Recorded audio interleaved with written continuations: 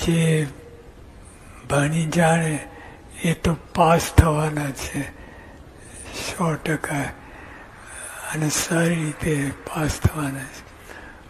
પણ બીજા જે નબળા હોય અથવા કોઈ પણ સંજોગો વસાત તૈયારી કરી ના હોય, એને પણ આપણે પ્રાર્થના કરીએ કે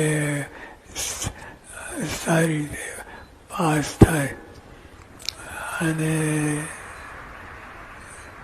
તમે જે તૈયારી કરી હશે એનું ફળ મળશે જ, એમાં શંકા.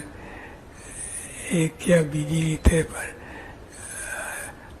તૈયારી કરી હશે તો ભવિષ્યમાં એ કામ આવશે. તો બધાએ તૈયારી કરી ખૂબ. અમે પ્રાર્થના કરીએ બધાને